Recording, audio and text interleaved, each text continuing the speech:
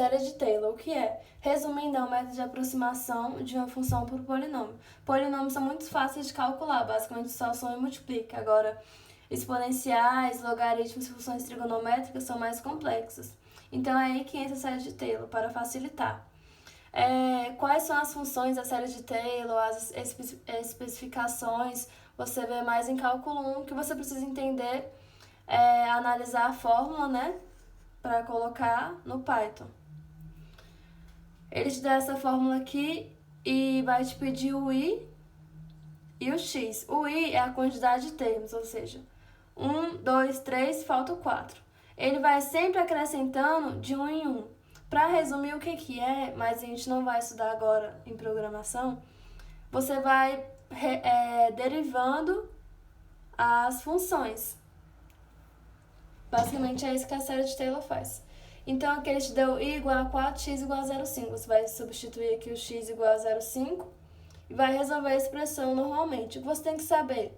Fatorial. Fatorial de 4, por exemplo, 4 vezes 3 vezes 2 vezes 1. Você vai multiplicando pelo seu antecessor até chegar no 1.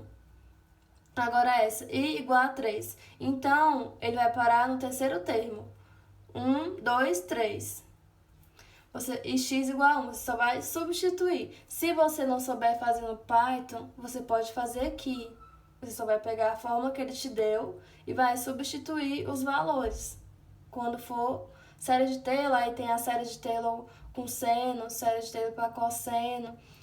A fórmula vai estar aqui. O que você tem que saber é os termos e o x aqui.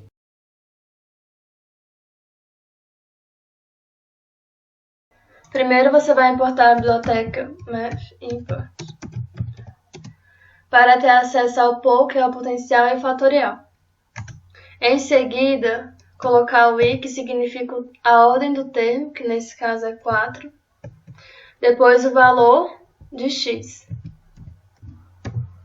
Se fosse para calcular o seno ou cosseno, ele seria utilizado para calcular o ângulo, mas nesse caso só queremos saber o valor de x para inserir na equação. Colocaremos n igual a 0.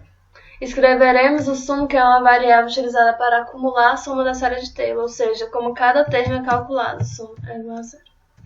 Colocaremos o laço for n in range, e utilizaremos o range, pois é um intervalo de execução. Dentro dele, tem onde começa, que é no 0, e sempre coloca o número a mais do que você quer utilizar. Então vai ser i mais 1, não esquecer os 2 pontos. Depois escrevemos a função print.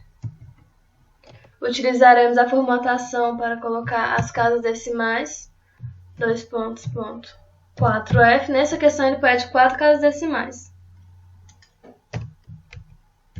Sempre entre aspas.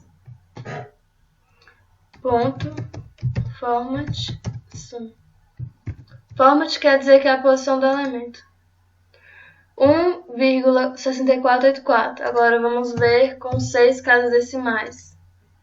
Aí aqui já muda para 6.